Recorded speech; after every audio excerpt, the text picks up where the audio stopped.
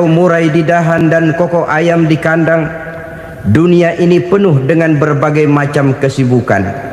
Sejak dari petani yang turun ke ladang, pedagang yang berangkat ke pasar, pelajar yang menuju sekolah, sampai kepada pegawai yang berangkat ke kantor, seluruhnya tidak lain untuk mencari sesuatu yang bernama bahagia. Setiap orang menginginkan kebahagiaan, dan tidak seorang pun menginginkan kesengsaraan dalam kehidupan ini. Namun nyatanya tidak setiap orang yang ingin bahagia mengetahui jalan yang harus ditempuhnya untuk sampai kepada kebahagiaan itu.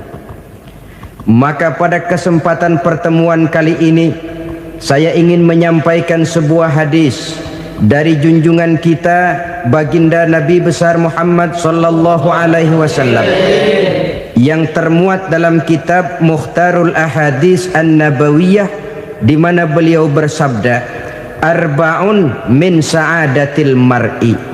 Ada 4 perkara yang merupakan tanda dari orang bahagia. Saya mau tanya, di antara saudara-saudara yang hadir di sini, apa ada yang kepengen jadi orang sengsara? Ya. Seluruhnya tentu ingin mendapatkan kebahagiaan. Maka menurut resep dari Nabi kita, tanda orang bahagia itu 4. Jadi kalau saudara ingin bahagia, harus mempunyai 4 perkara ini. Yang pertama, orang bahagia itu kata Nabi, darun wasi'un. Punya rumah biar bagus asal gede. Enak ngaturnya, daripada sudah punya rumah kecil adanya di pinggir kali, gubuk, kalau hujan bocor, miring lagi, kiamat. Loh, kalau gitu Islam materialis dong. Hadis ini boleh diartikan dengan makna hakiki, arti yang sebenarnya, boleh diartikan dengan makna majazi, arti kiasan. Kalau dia diartikan dengan arti kias, maka yang dimaksud darun wasi'un ay qalbun wasi'un. Rumah yang luas tidak lain daripada hati yang lapang.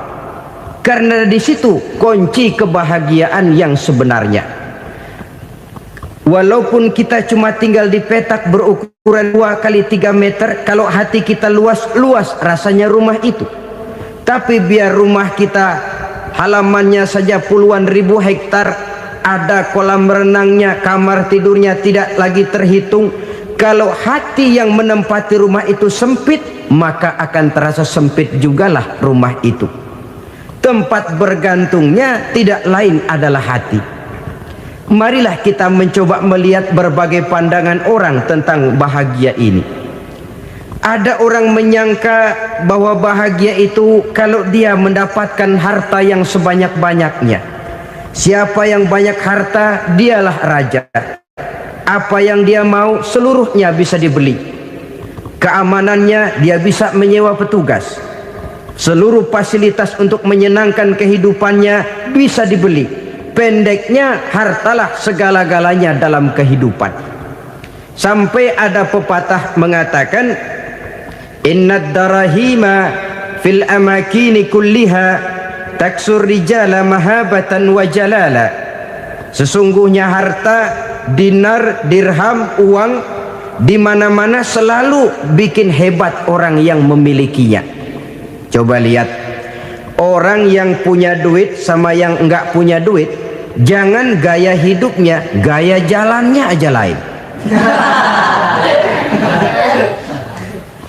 Wahia lisanun liman arada fasahatan, wahia silahun liman arada qitala. Uang adalah senjata yang paling ampuh bagi orang yang mau pergi perang, dan lidah yang paling fasih bagi orang yang mau bicara.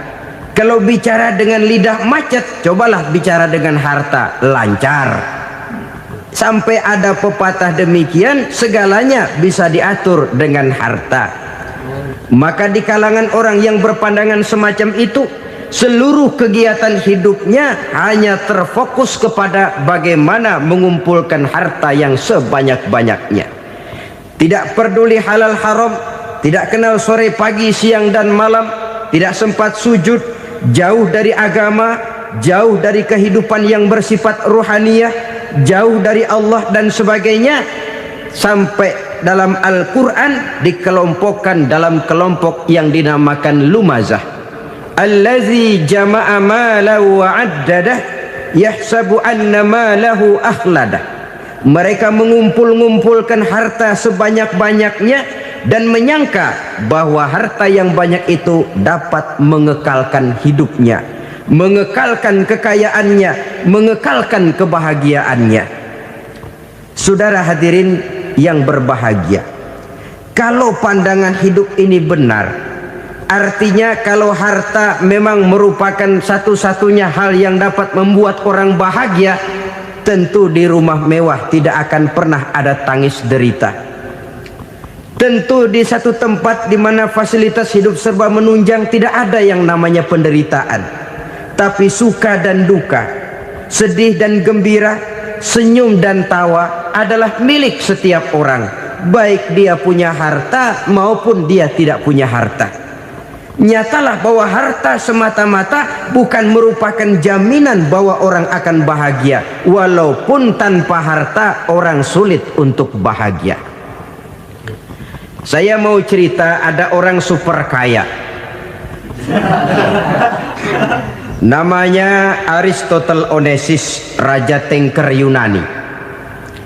Dia punya kapal tanker saja konon sampai 11 banyaknya. Punya perusahaan penerbangan yang disebut Olympic Airlines. Punya hotel di berbagai kota besar di dunia ini, sejak dari New York, London, Paris, Rome dan sebagainya. Bahkan punya pulau yang dia namakan Pulau Scorpio. Ini kan namanya sudah kaya nggak tanggung-tanggung, punya pulau. Nah, dia punya 2 orang anak, yang satu laki-laki namanya Alexander, yang satu perempuan namanya Maria Onesius. Seluruh harapannya tertumpah kepada anak lakinya Alexander ini, yang akan meneruskan usahanya, meneruskan kekayaannya, meneruskan dinastinya. Apa yang terjadi? Ternyata anak yang dia harapkan yang bernama Alexander ini mati muda dalam kecelakaan pada waktu dia olahraga. Apa olahraganya? Namanya olahraga anak orang kaya, golongan jet set. Olahraganya olahraga pesawat terbang. Jatuh, ya nggak kapungut, habis mati. Tinggal satu anak perempuannya, Maria Onesius. Tapi anak perempuan ini juga malah urakan. Terakhir dia pacaran, bahkan kemudian kawin sama orang Rusia. Rupanya Aristotle Onesius ini broken. Kekayaannya yang berlimpah ruah, perusahaannya yang begitu banyak, siapa yang akan meneruskan? Siapa yang akan menggantikan? Sampai kemudian dia mengurung diri di Pulau Scorpio dan mati di sana secara mengenaskan. Seorang multi jutawan, seorang yang super kaya, mati menyendiri di pulau sepi. Ibarat kata pepatah, anak ayam mati di lumbung.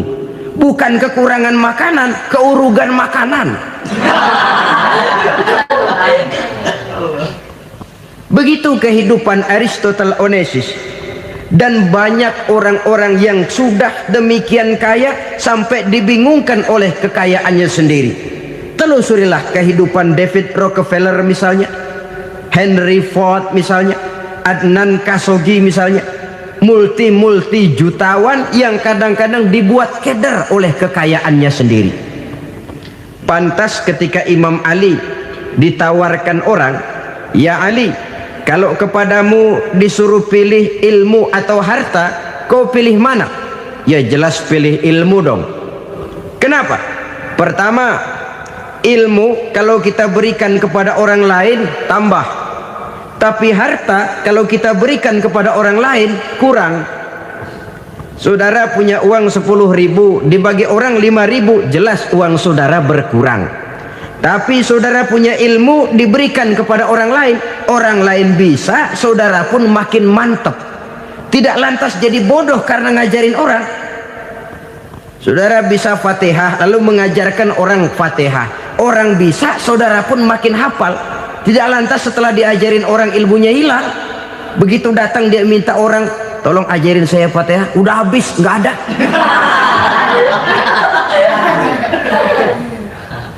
Yang kedua kata Imam Ali, ilmu menjaga kita. Kalau harta, kita yang harus jaga. Makin banyak ilmu, makin terpelihara diri seharusnya. Tetapi makin banyak harta, makin bingung kita jaganya. Sampai kadang-kadang kalau perlu seluruh keliling rumah dipasangi alarm. Belum cukup disewakan anjing besar-besar, pasang di depan pintu, awas anjing galak. Masih belum cukup juga, cari centeng tukang-tukang kepruk jaga rumah. Masih terasa belum aman, padahal rumahnya dikelilingi tembok besar. Di balik tembok ada pintu-pintunya tebal. Di balik pintu itu terbuka masuk kamar, kamar pun ada pintunya, pintunya pun kuat. Masuk ke dalam kamar ada lemari, lemarinya pun pintunya kuat, dikunci, kuncinya pun kuat. Tapi terhadap seluruhnya yang timbul cuma sekedar was-was saja. Kesimpulannya sekali lagi, tanpa harta orang memang sulit untuk bahagia. Tapi harta semata-mata tidak merupakan jaminan orang akan bahagia. Dengan hati yang luas, itu modal utama untuk mencapai kebahagiaan hidup. Orang yang hatinya luas, saudara-saudara, punya hati yang lapang, melihat kenyataan hidup ini, dia bersyukur senantiasa kepada Allah. Lantas tidak timbul hasud dan iri hatinya. Oleh karena itu jiwanya selalu lapang. Kalau tidak, cupik hati namanya, dangkal pandangan, tidak senang melihat orang lain dapat nikmat, dan itu sering dijadikan contoh. Kalau orang yang lapang dada, dia lihat tetangganya beli TV baru, dia berkata, alhamdulillah ya, tetangga kita beli TV, mudah-mudahan kita bisa ikut nonton. Lapang dadanya. Tapi orang yang sempit hati, lihat tetangga beli televisi, meriang. Enggak diapa-apain, meriang. Besoknya dengar tetangga beli motor, makin sakit, ke rumah sakit. Lalu di rumah sakit dengar tetangganya beli mobil, mati. Disiksa oleh perasaannya sendiri. Orang kalau hati sudah sempit dalam hidup, kemanapun dia pergi, sempit rasanya medan kehidupannya. Kemudian kita melihat juga ada orang yang menilai bahwa bahagia itu katanya kalau punya kedudukan yang tinggi, pangkat yang agung, wibawa yang besar. Mungkin betul, tapi mungkin juga tidak. Bergantung kepada hati orang yang punya pangkat itu. Sama dengan harta tadi. Harta akan membawa bahagia kalau dia jatuh ke tangan orang yang berhati lapang. Tapi harta akan jadi bencana kalau jatuh ke tangan hati orang yang sempit. Pangkat akan membawa bahaya kalau jatuh di tangan hati orang yang sempit. Lebih dari itu, kenyataan mengajarkan kepada kita bahwa ternyata pangkat dan jabatan tidak selamanya memberikan kebahagiaan dalam kehidupan. Bahkan resikonya kelewat besar. Beberapa bukti kita bisa ambil dari para pemimpin dunia yang menjadi korban lantaran pangkat dan jabatan yang disandangnya. Saudara ingat Presiden Abraham Lincoln dan John Kennedy dari Amerika? Dibunuh orang. Park Chung-hee dari Korea Selatan, Ziaur Rahman dari Bangladesh, Anwar Sadat dari Mesir, terakhir Indira Gandhi dari India, menjadi korban dari pangkat dan jabatan yang disandangnya dari orang-orang yang tidak senang dia memegang jabatan itu. Dia akan mudah mengundang bencana, sehingga pantas kalau seorang presiden terkemuka Amerika, Harry Truman namanya, dia mengatakan jabatan presiden itu, kata dia, seperti orang nunggang macan, naik macan. Harus kita taiki, kalau enggak dia bakal nerekam kita, ngeri katanya. Adapun orang yang hatinya lapang, kalau dia menerima pangkat dan jabatan, dianggapnya itu satu kesempatan untuk berbuat baik. Tapi orang yang berhati sempit, menerima pangkat dan jabatan, bukan kadang-kadang menerima, malah berusaha setengah mati mencapai dengan segala cara. Kalau perlu jilat atas, jilat atas. Jadi golongan sumuhun dawu. Jadi kelompok kulon nuwun, yes sir, yang kerjanya cuma oke bos. Kalau perlu jilat atas, jilat atas. Kalau perlu injak yang bawah, injak yang bawah. Perlu sikut kiri kanan, sikut kiri kanan. Yang penting pangkat dapat, jabatan dapat. Orang yang semacam ini, kalau sudah mempunyai pangkat dan jabatan, biasanya dia tidak menganggap itu sebagai amanah, tidak menganggap sebagai kesempatan berbuat baik, tapi malah kesempatan untuk memperturutkan hawa nafsunya yang dilatar belakangi oleh kesempitan hatinya tadi.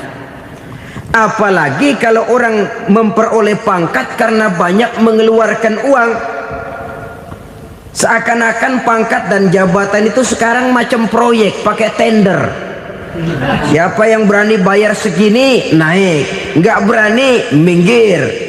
Padahal logikanya, kalau orang mencapai satu jabatan karena banyak mengeluarkan uang, hampir bisa dipastikan bahwa setelah jabatan itu dia pegang, langkah pertama yang akan dilakukannya ialah berusaha bagaimana uang yang dia keluarkan supaya kembali. Ya paling kurang pulang modal dulu dong. Soal mikirin rakyat soal nanti, tapi ini modal harus pulang.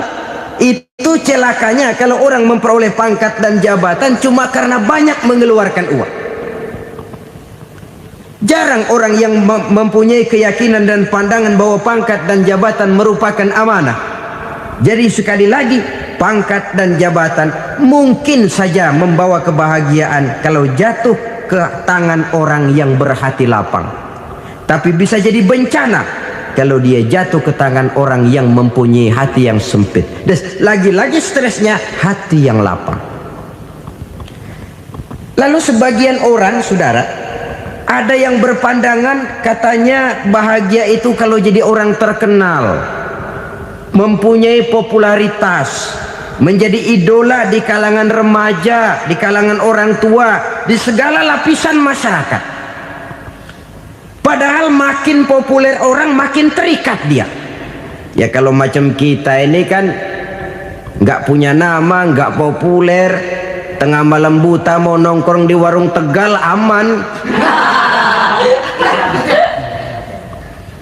Tapi pangkat, jabatan, kedudukan, popularitas menyebabkan kita diikat dengan berbagai macam peraturan. Cuma mandi sama ke WC saja yang nggak dikawal.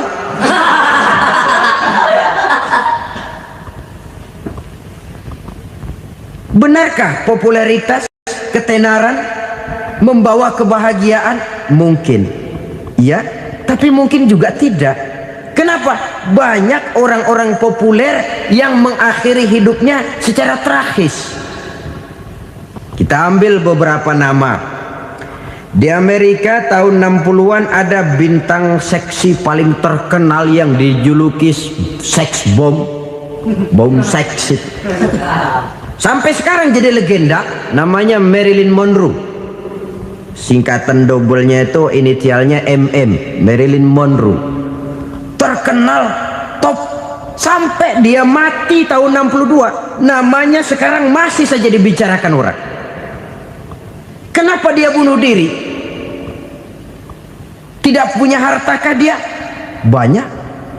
Kurang populerkah dia? Seluruh dunia mengenalnya. Sejak rakyat kecil sampai pejabat tinggi dia punya hubungan. Kenapa? Jenuh. Dia terlahir dalam keadaan yatim. Setelah itu tidak lama dia berangkat remaja, ibunya meninggal. Pindah dari wanita asuh ke wanita asuh sampai 12 orang ibu angkatnya. Dan kekecewaan yang paling parah, setiap laki-laki yang dekat dengannya hanya seperti kapal berlabuh. Datang dan pergi silih berganti. Padahal dia merindukan seseorang yang bisa melindungi hidupnya. Dia rindukan itu dan dia tidak pernah menemukan. Itu yang akhirnya menyebabkan dia minum pil tidur kelewat dosis, minum obat tidur kebanyakan, ya tidur terus sampai sekarang.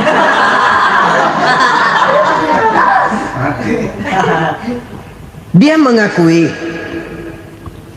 saya telah memiliki ketenaran, tapi saya tidak pernah hidup dalam ketenaran itu. Saya pandai main sandiwara, tapi saya ingin hidup dalam alam yang real sebagaimana umumnya orang. Itu yang dia rindukan. Menyusul jejak yang namanya Marilyn Monroe ini, Billie Holiday, saudara kenal tentu, di rumah sakit dirawat. Dia juga minum obat overdosis, mati lagi. Jimi Hendrix minum obat tidur overdosis kelewat batas, mati lagi. Lalu yang menghanyutkan diri di danau, Janis Joplin dan Brian Jones, ini orang-orang populer, orang-orang terkemuka yang mengakhiri hidup secara tragis, bukan karena tidak terkenal, mungkin karena sudah saking terkenalnya. Contoh paling belakangan, Bruce Lee. Wah, ini tukang-tukang keprok tentu kenal siapa dia. Sampai sekarang pun tabir kematiannya masih merupakan misteri. Dan yang masih hidup juga menunjukkan gejala yang aneh. Michael Jackson, rumahnya di Beverly Hills itu dijaga sedemikian rupa, dan dia selalu curiga kepada setiap makanan harus steril, bersih dari segala macam kimia. Kemana dia pergi, itu tukang-tukang keprok sudah selalu menjaga dan mengawal, dan dia seakan takut menunjukkan mukanya yang asli. Hingga kalau tampil ke tengah di luar show, dia kadang memakai pakaian yang tidak menunjukkan dia yang sebenarnya, takut dikenali orang. Ternyata popularitas sering jadi momok yang meracuni kehidupan manusia. Oleh karena itu, benarlah junjungan kita pada saat beliau mengajarkan orang akan bahagia kalau dia mempunyai hati yang lapang. Nah, sekarang masalahnya untuk mendapatkan hati yang lapang, caranya bagaimana? Kita kembali kepada konsep Quran. Allah mengajarkan, ala inna bi dzikrillahi tatmainnul qulub. Ketahuilah bahwa dengan banyak mengingat Allah, hati akan tenang, jiwa akan lapang. Dengan kata lain, dekat dengan agama, merasakan kehadiran Allah dekat dalam hidup, itu muara pertama untuk mencapai hati yang lapang. Ala inna bi dzikrillahi tatmainnul qulub. Jangan macam orang sekarang ingin mendapatkan ketenangan lalu tapak di puncak gunung, di gua-gua, di tempat sepi. Iyalah kalau nggak ada ular. Kalau tergigit ular berbisa, ketenangan belum, mati jelas itu. Islam positif untuk mendapatkan ketenangan. Ala inna bi dzikrillahi tatmainnul qulubi. Bahwa ketahuilah bahwa dengan banyak mengingat Allah, hati akan tenang, jiwa akan lapang, nuansa pikiran akan luas. Karena yang namanya bahagia ada dimanapun manusia berada. Di kampung ada bahagia, di kota ada bahagia, di ngarai, di lembah, di gunung, di hutan, di lautan, di angkasa luar, dimanapun bahagia itu ada kalau kita bermodalkan hati yang lapang ini. Dan hati akan lapang kalau kita dekat dengan agama. Dekat dengan harta buat sementara hati mungkin tenang, tapi ketenangan yang relatif dan temporer. Apalagi orang tiap kali tambah harta, tiap kali tambah rencana, itu wajar. Mungkin sebelumnya saudara berpikir, kalau punya duit 5.000 enak nih. Begitu punya duit 5.000, aduh sayang kalau 10.000 aja. Tiap kali tambah harta, tiap kali lain rencana. Makin banyak rencana, makin menjauhkan kita dari yang namanya ketenangan. Padahal ketenangan merupakan unsur utama untuk mencapai bahagia. Dan ketenangan itu bermuara dalam hati manusia. Tengoklah kehidupan ini. Orang yang banyak harta dengan orang miskin, Berbedakah rasa sakit yang mereka tanggungkan? Rasanya tidak. Walaupun si kaya tidur di kasur empuk berselimutkan sutra mahal, sementara si miskin meringkuk di balai bambu yang keras dan kasar. Apabila maut datang, dia juga tidak pernah pilih bulu. Maut datang menjemput si kaya di singgasana keemasannya, dikelilingi oleh para pengasuh, dayang dan inang serta para pengawal. Dan maut pun datang menjemput si miskin papa, sehingga ia tergelepar di tepian jalan. Kedua-duanya bernama mati. Kalau nyata bahwa sakit yang ditanggung si kaya tidak beda dengan sakit yang ditanggung si miskin, bukan harta semata yang membuat orang bahagia. Hati yang tenang, jiwa yang lapang penuh kedamaian karena banyak berzikir dan mengingat Allah, itu merupakan modal utama untuk mencapai sesuatu yang bernama bahagia.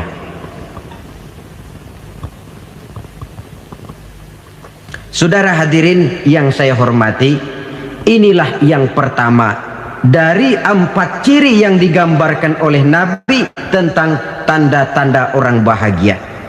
Dan harus berangkat dari yang pertama ini, hati yang lapang.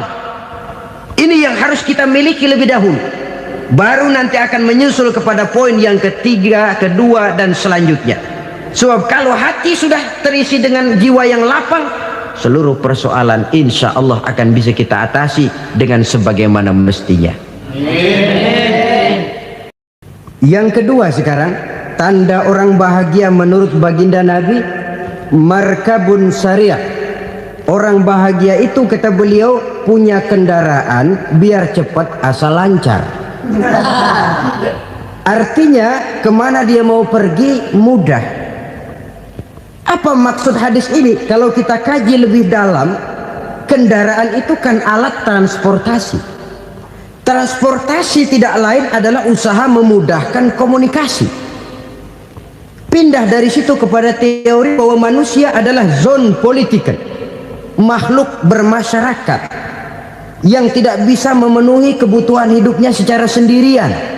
Kita memerlukan keberadaan orang lain dalam kehidupan ini. Untuk memakai baju saja kita sudah perlukan petani yang tanam kapas, pabrik yang memintal kapas jadi benang, pabrik yang menenun benang jadi kain, sampai kepada mesin jahit, sampai kepada tukang jahit. Itu cuma untuk memakai pakaian saja.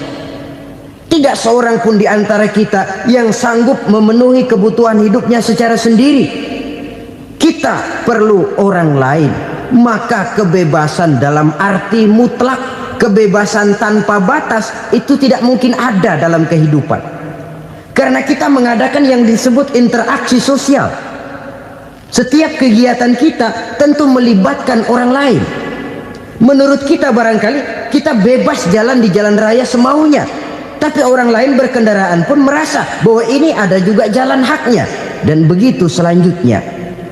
Oleh karena itu, maksud dari kendaraan yang cepat ini adalah khulata'uhu ma'as solihin. Lingkungan pergaulannya terdiri dari orang-orang soleh. Pergaulannya luas. Kemana dia pergi ada temannya. Kesulitannya ada tempat dia cerita.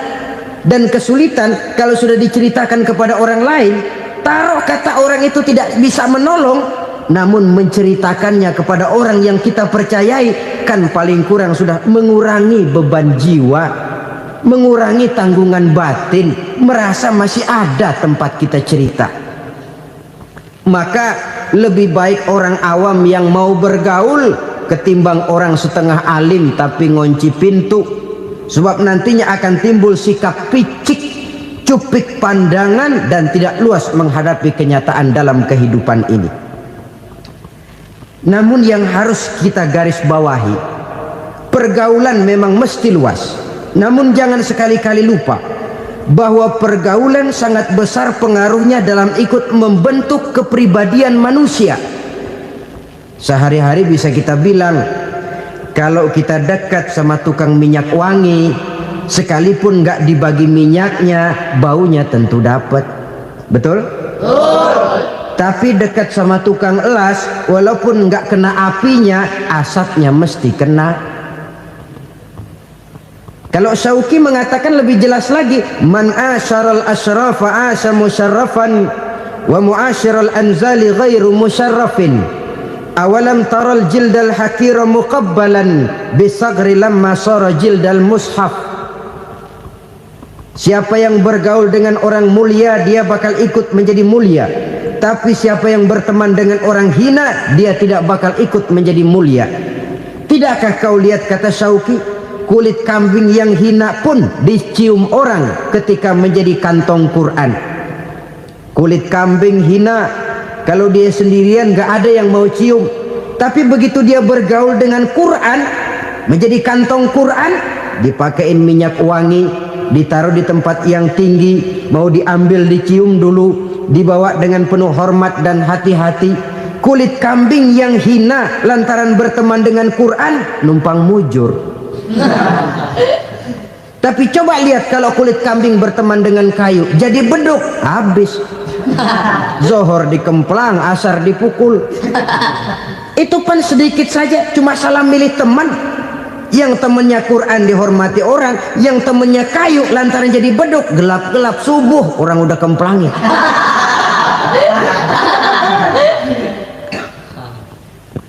Maka terutama kepada adik-adik remaja yang masih mencari identitas diri, yang ibarat kaset masih kaset kosong, mudah diisi oleh apapun, pandai-pandailah memilih teman dalam bergaul.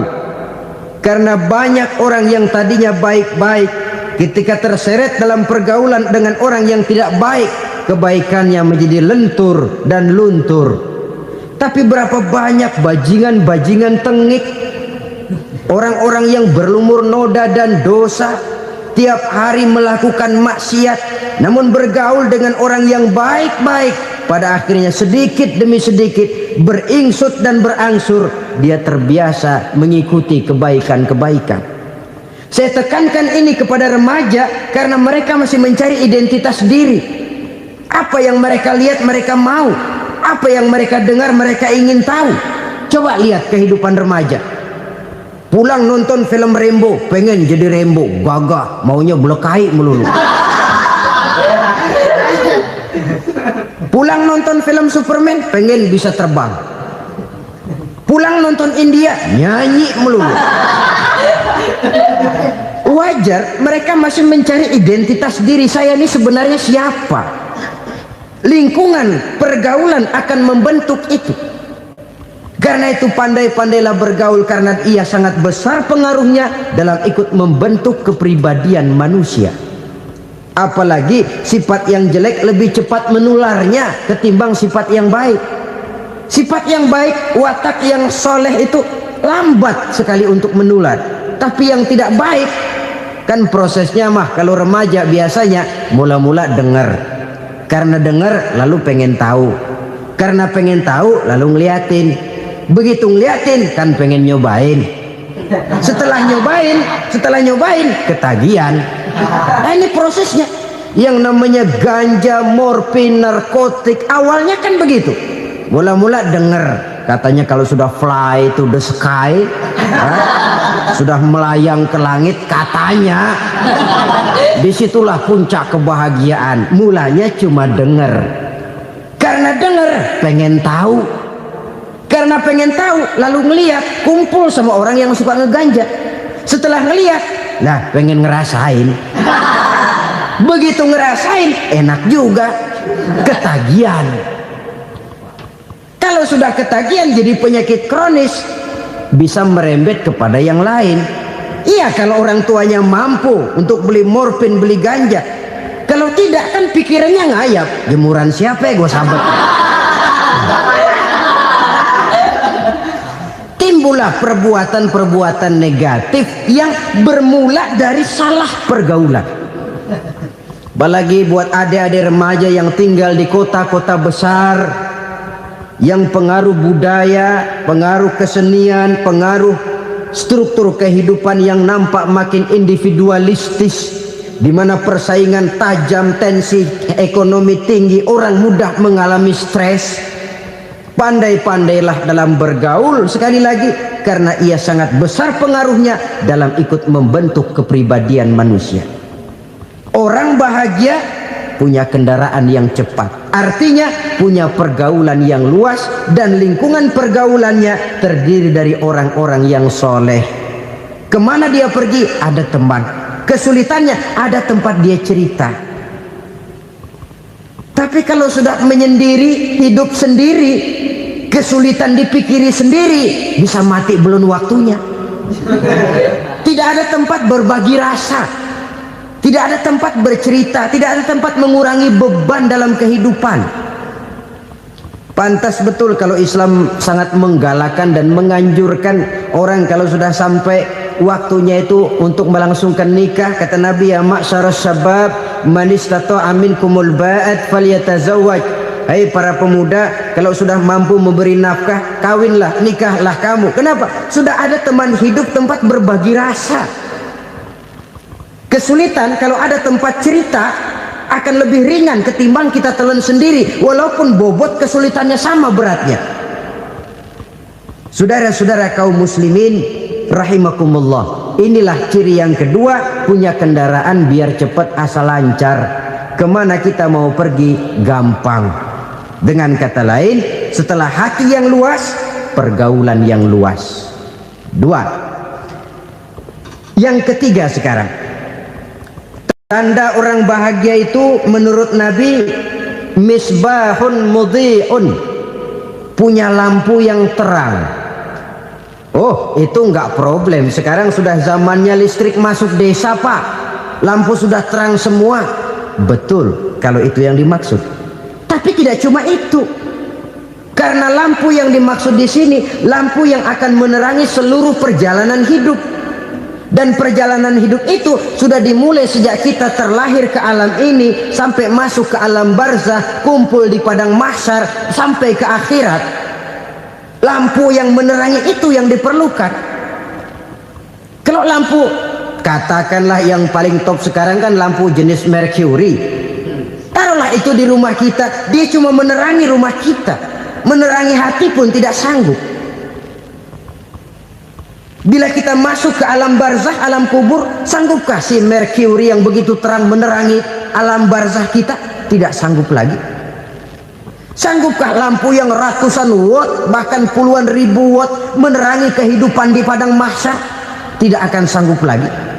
Kalau demikian, yang dimaksud lampu yang terang di sini apa? Tidak lain amal soleh, kebajikan yang kita lakukan dalam hidup. Itu yang akan jadi lampu penerang. Di dunia nama kita akan terang, jasad kita boleh hancur terkubur tanah, tapi nama kita akan dikenang orang. Begitulah kalau orang meninggalkan kebajikan dalam hidup seperti sekarang. Ribuan orang tiap saat berziarah ke kubur Imam Syafi'i, ke kubur Imam Malik, ke kubur Imam Ghazali, ke kubur orang yang baik-baik, orang yang soleh-soleh.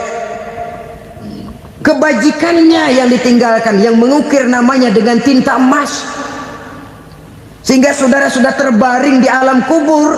Orang lewat, Allah, ini kuburannya Fulan bin Fulan, dulu ini kebaikannya Masya Allah, saya ikut merasakan. Mari kita mampir sebentar, kita Fatihah, mohon disampaikan Allah pahalanya kepada almarhum. Al-Fatihah. Itu kalau orang baik-baik. Lalu saudara tanya, Pak, orang mati dikirimin Fatihah apa nyampe pahalanya? Saya jawab, kalau saudara nggak percaya, mati dulu dah. Nanti saya Fatihain, tungguin di sana, umpama nggak sampai balik lagi kemari. Sekarang ini kan maunya otak-otakan saja, kalau nggak masuk otak nggak percaya. Padahal alam gaib itu nggak bisa diotak-otakin. Sama saja dengan saudara pernah dengar cerita kapal Tampo Mas tenggelam kan? Pernah nggak? Di mana? Di Laut Masalembo. Begitu ke Tampo Mas tenggelam, ratusan penumpang itu terjun ke laut, dipermainkan gelombang, berjuang menghadapi maut itu. Orang lagi timbul tenggelam di lautan, dihantam ombak, kita tengokin pakai helikopter. Pak, lagi timbul tenggelam ya? Iya, tolongin. Jangan khawatir Pak, nih saya kirim intan Pak, harganya 10 juta. Kira-kira orang yang timbul tenggelam di laut seneng nggak? Kan mahal toh intan 10 juta. Kenapa dia nggak senang? Karena intan 10 juta dalam kondisi seperti itu tidak sanggup menyelamatkan dia. Dia akan girang kalau dikirimin ban mobil bekas, dikirimin papan terentang atau bambu. Intan yang 10 juta dia nggak girang, ban mobil bekas yang 1000 perak tuh pegang, itu yang dia girang betul. Inilah sebabnya Nabi berkata, mal mayyitu fi qabrihi illa kal ghariqil mutaghawwis. Orang yang meninggal di alam kuburnya seperti orang timbul tenggelam di lautan. Yantaziru da'watan min ahli, menunggu doa dari keluarganya yang masih hidup. Duh, bapak saya sudah meninggal, saya sayang benar sama dia. Kirimin kulkas ke kuburannya Itu sama saja dengan tadi orang tenggelam di lautan dikirimi intan yang harganya 10 juta, ndak sampai. Begitulah kalau kebajikan yang kita tinggalkan dalam hidup, sudah mati pun kubur kita masih diziarahi orang. Tapi kalau jahat yang kita tinggalkan, boro-boro lah orang mau doa lewat dekat kuburan kita juga serem. Tuh bajingan dulu mati dipendem di situ tuh. Jangan lewat situ, ntar kesurupan, jangan. Lewat saja orang ngeri. Konon lagi membacakan Fatihah dan mengirimkan doa. Hidup pada hakikatnya adalah kesempatan untuk berbuat baik. Maka sekali kesempatan itu diberikan, manfaatkan dengan sebaiknya. Sebab kesempatan kedua tidak akan pernah ada. Kesempatan berbuat baik di sini, di akhirat sudah pembalasan namanya. Sekali kesempatan itu dicabut, dia tidak akan pernah dikembalikan lagi. Kata Iqbal, hidup tidak mundur ke belakang, Bung. Berhenti diinjak orang, mundur hancur. Tidak ada kata mundur dalam hidup ini. Berhenti diinjak orang, mundur kecebur. Tidak ada kata lain, harus maju dalam kehidupan dalam artian yang positif. Hidup adalah kesempatan untuk mengumpulkan kebajikan yang sebanyak-banyaknya. Di situ nilai daripada manusia. Sekarang ini memang nggak kelihatan kok, orang yang banyak pahala sama yang banyak dosa nggak kelihatan kok. Barangkali kalau habis bikin dosa palanya pada benjol, mungkin orang takut sama dosa. Tapi sekarang sama saja, orang yang banyak dosa dengan yang nggak banyak dosa jalan bareng dari belakang, sama, nggak kelihatan beda. Tapi ada waktunya di mana pahala memegang peranan, di mana dosa diperlihatkan. Sama saja kalau kita bawa mobil siang, lampu kan nggak begitu berfungsi. Apa lalu bilang, alah ini lampu berat-beratin, copot-copotin aja dah. Masya Allah, sangat luar biasa kajian yang sudah disampaikan oleh guru kita Al-Maqrullah Kiai Haji Zainuddin MZ. Sahabat beriman yang dimuliakan Allah, tetaplah di channel ini karena kajian ini belum selesai dan masih banyak lagi hal-hal menarik yang akan disampaikan beliau. Tetaplah di channel ini dan mari kita lanjutkan kembali. Selamat mendengarkan. Tidak perlu begitu, kenapa? Pada satu saat malam senja akan datang. Bila matahari terbenam, senja pun datang, gelap mulai merayap, disitulah baru terasa perlunya lampu. Pahala begitu. Sekarang orang yang nggak ada pahalanya nggak kelihatan dalam kehidupan. Tapi pada satu saat senja kehidupan akan datang. Ajal merenggut nyawa, malam merayap dan hidup mulai diliputi kegelapan di alam barzakh. Dikala itu kalau nggak punya lampu, alangkah malangnya kita. Sebab amal yang baik, kata Nabi, di alam barzakh itu akan diciptakan menjadi perempuan yang cantik menemani kita. Amal yang jahat akan menjadi orang yang paling jelek nemenin kita. Sudah di tempat gelap yang nemenin jelek.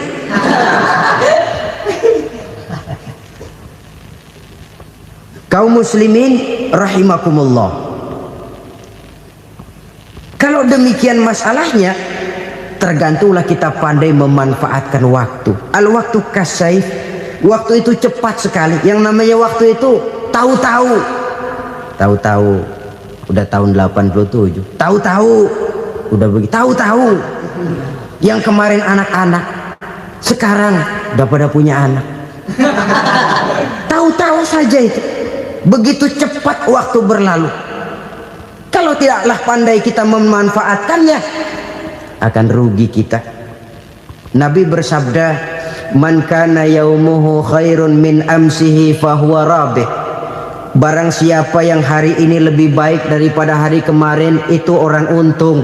Hari ini lebih baik daripada kemarin. Bulan ini lebih baik dari bulan kemarin. Tahun ini lebih baik dari tahun kemarin. Itu orang yang beruntung. Tahun kemarin sembayangnya maghrib doang, sekarang udah tambah isya. Tahun kemarin cuman Idul Fitri aja ngancem bener, sekarang udah tambah Jumat, lalu tambah lagi maghrib, tambah lagi isya, dan selanjutnya. Hari ini lebih baik daripada kemarin, itu orang yang beruntung. Wa man kana yaumuhu mislu amsihi fahuwa khasir. Lalu barang siapa yang hari ini sama saja dengan hari kemarin, itu orang rugi. Hari ini sama dengan kemarin, rugi itu. Bulan ini begitu, bulan kemarin begitu, tahun ini begitu, tahun lalu juga begitu.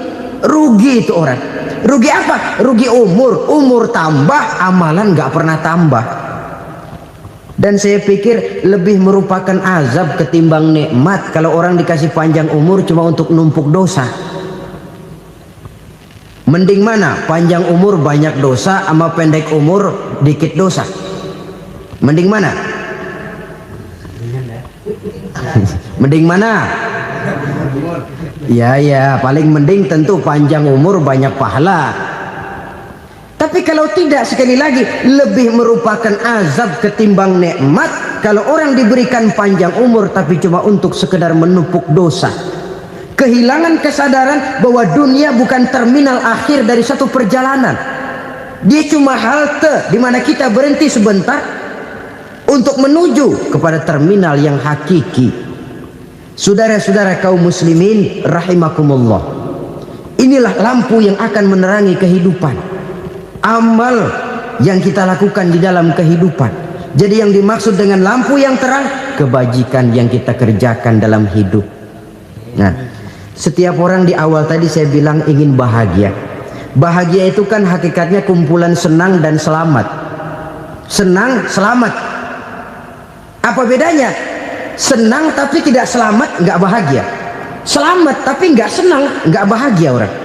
Contoh, kalau orang korupsi, duitnya banyak, senang dia, tapi keselamatannya. Ada tentara baris di samping rumahnya udah bingung, padahal tentara latihan. Tentara cuma latihan, dia bingung. Senang, tapi karena keselamatannya tidak terjamin, dia tidak bahagia. Sebaliknya pegawai negeri jujur benar, cuma segaji-gajinya, selamat nggak korupsi, tapi melarat, ya nggak bahagia juga, kurang senang.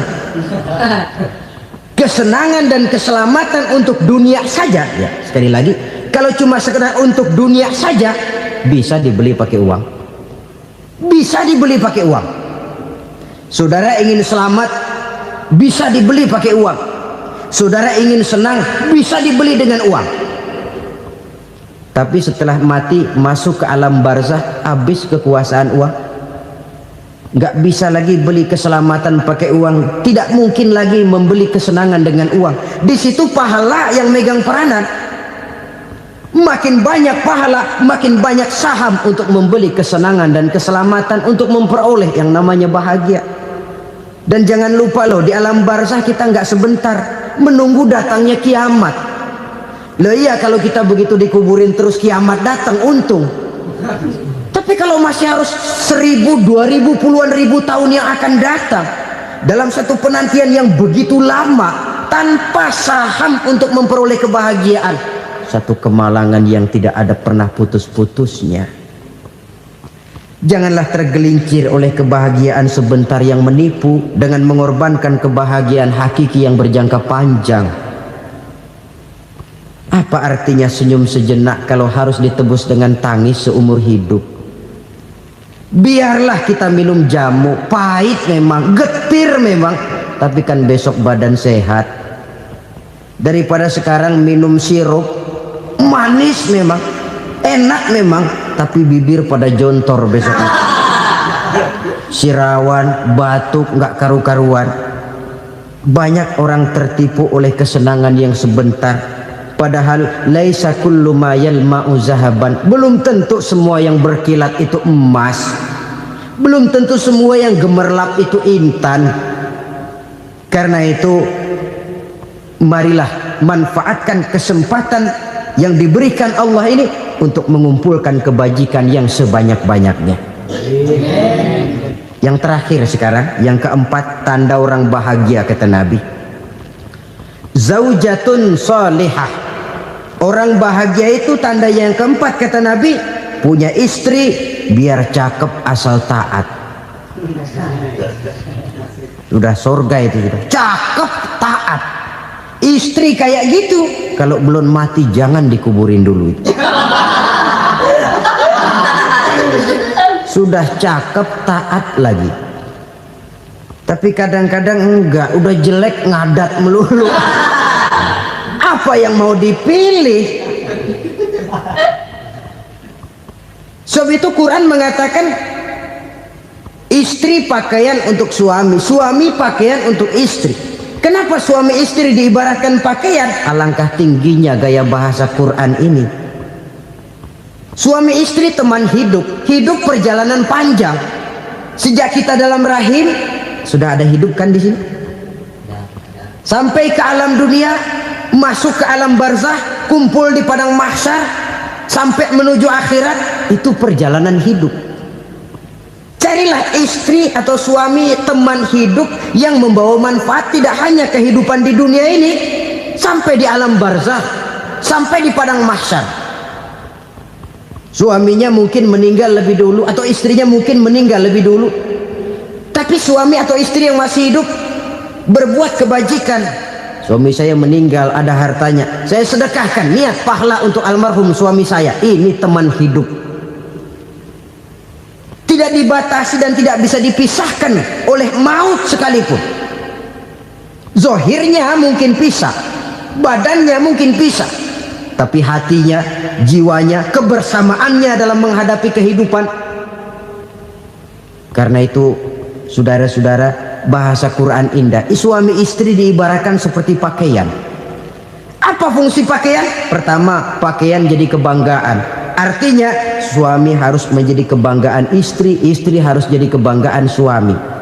Yang kedua, pakaian itu kan fungsinya menutup aurat. Artinya sesama suami istri harus saling menjaga kekurangan masing-masing. Jangan malah sesama suami istri saling membongkar rahasia dan aibnya sendiri-sendiri. Istrinya diceritain jeleknya di mana-mana, atau suaminya dibongkar rahasianya di pasar umum. Itu sudah tidak lagi berfungsi sebagai pakaian. Kenapa semua ini diperlukan? Karena kita menyadari bangsa yang baik terdiri dari masyarakat yang baik. Masyarakat yang baik merupakan susunan dari warga yang baik. Warga yang baik adalah terdiri dari rumah tangga yang baik. Dan rumah tangga yang baik merupakan susunan dari pribadi yang baik. Dan manfaat yang sudah kita dengarkan. Dari situ langkah dimulai. Membangun satu bangsa yang baik diawali dengan membangun rumah tangga yang baik, dengan menciptakan pribadi-pribadi yang baik. Sehingga dari sini diharapkan berkembanglah nilai-nilai kebaikan. Buat semua yang sudah setia menyimak kajian ini sampai selesai, saya ucapkan terima kasih banyak. Semoga Allah Subhanahu wa taala senantiasa melimpahkan segala rahmat dan karunia-Nya kepada sahabat semua. Selalu diberikan kesehatan, dimudahkan segala urusannya, dan dilancarkan rezekinya. Amin ya rabbal alamin. Demikian yang dapat saya bagikan, kurang lebihnya mohon maaf. Sampai bertemu lagi di kajian berikutnya. Wabillahi taufiq wal hidayah wa ridha wal inayah. Wassalamualaikum warahmatullahi wabarakatuh. Kita mendengarkan bersama tausiah yang sangat luar biasa dari guru kita Al-Maghfurullah Kiai Haji Zainuddin MZ. Sekarang mari kita lanjutkan aktivitas kita masing-masing. Semoga apa yang sudah disampaikan beliau menjadi ilmu yang bermanfaat dalam kehidupan kita sehari-hari. Buat sahabat semua, saya ucapkan selamat beraktivitas dan sukses selalu. Sampai bertemu lagi di kajian berikutnya. Wabillahi taufiq wal hidayah wa ridha wal inayah. Wassalamualaikum warahmatullahi wabarakatuh. Bismillahirrahmanirrahim. Assalamualaikum warahmatullahi wabarakatuh. Alhamdulillahirrabbilalamin. Wassalatu wassalamu ala asyrafil anbiya wal mursalin Sayyidina Muhammadin wa ala alihi wa sahbihi ajma'in, amma ba'du. Sahabat beriman yang dirahmati Allah, pada kesempatan yang berbahagia ini, mari sejenak kita luangkan waktu kita untuk bersama-sama menyimak tausiah fenomenal dari guru kita Al-Makrullah Kiai Haji Zainuddin MZ. Tentunya banyak sekali ilmu, hikmah, dan manfaat yang bisa kita jadikan pelajaran dalam kehidupan kita sehari-hari. Berikut ini mari kita simak bersama isi kajian beliau. Selamat mendengar. Bapak-bapak, ibu-ibu, saudara-saudara kaum muslimin rahimakumullah.